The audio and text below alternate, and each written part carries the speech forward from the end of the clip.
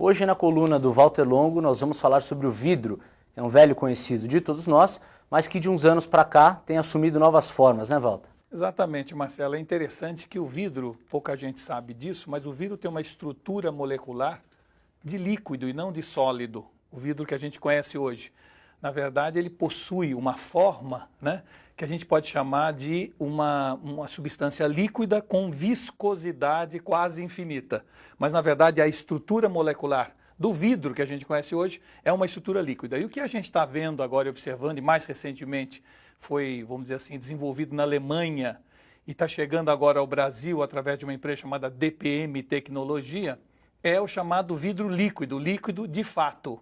Ou seja, você pega um spray de vidro líquido, passa sobre uma superfície e aquela superfície é como se acabasse ou se tornasse envidraçada com uma resistência absoluta em termos de você passar alguma coisa em cima dela e limpá-la sempre com uma facilidade absurda. Ela tem um efeito bactericida e um monte de outras qualidades que esse vidro líquido, aí sim, líquido de fato, passou a existir a partir de agora. Quer dizer, a superfície se torna impenetrável. Ela se torna impenetrável, por outro lado, ela é respirável. Ela continua respirando, mas ela fica absolutamente isolada de qualquer sujeira, qualquer líquido que você derrame nela. É realmente impressionante. Vamos dar uma olhada aqui para as pessoas entenderem, né? Vamos.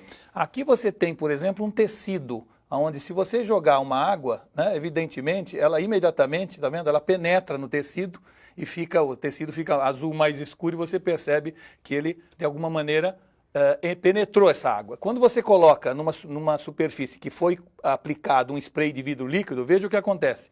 Ele fica absolutamente impenetrável, apesar desse tecido continuar respirando. Ou seja, você pode vestir uma camiseta, pode vestir qualquer tecido e ele continua respirando normalmente, apesar de absolutamente impenetrável, seja para gordura, para tinta, para qualquer coisa. Tá? A mesma coisa, se a gente botar aqui num papel, vamos pegar um papel aqui para mostrar a vocês, olha o que acontece com o papel, né? Um papel quando você coloca água. E aqui, quando você coloca água, veja o que acontece. A água não penetra, por quê? Porque ela, de certa forma, esse papel foi envidraçado.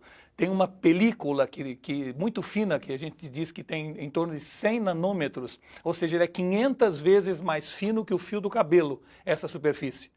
Mas quando coloca-se isso nessa superfície, imediatamente o objeto fica absolutamente impenetrável em termos de sujidade que nós chamamos, tá certo?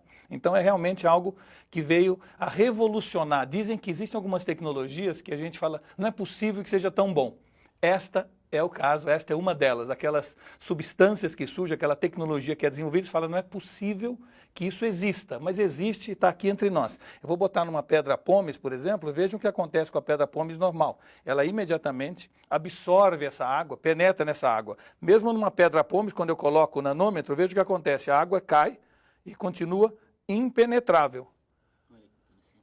Então, o interessante desse tipo de substância é que ela acabou sendo usada no início agora para fins industriais.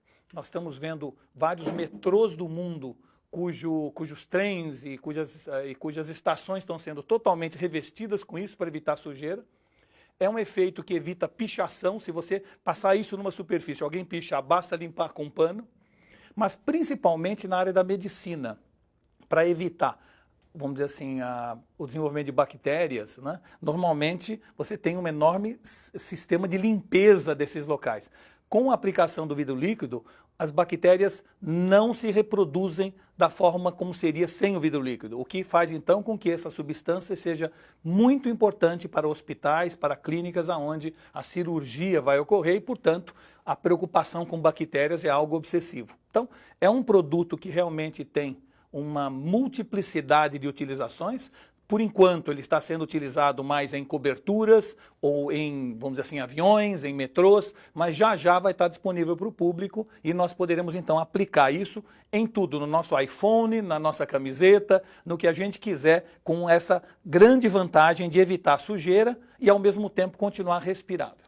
Walter, esse produto ainda é usado em escala industrial e não está disponível ao consumidor. Mas qual é o preço dele? Olha, esse produto foi desenvolvido na Alemanha. No Brasil tem uma empresa, DPM Tecnologia, que está comercializando, distribuindo ele, mas é um produto que já vai estar entre os consumidores. Agora é um produto que deve ser muito barato, porque a substância, a matéria-prima dele é a areia. ou seja, a coisa é uma dos materiais mais abundantes na Terra. Na verdade, trata-se do que a gente chama de dióxido de silício, cuja matéria-prima para fazer o dióxido de silício nada mais é do que a areia que a gente encontra em qualquer praia aqui do Brasil. Bom, Walter, esse produto também vai proteger os eletrônicos da chuva, né? Os smartphones, por exemplo. Exatamente, da chuva ou de qualquer outro tipo de problema quando você derruba, por exemplo, esse celular seu, por acaso, dentro da pia, né? Ou seja, o importante desse produto, que no Brasil chama-se EcoGlass, esse vidro líquido, é que, na verdade, ele torna a superfície impenetrável para sujeira, para água, mas continua respirável. E isso é a beleza desse tipo de material.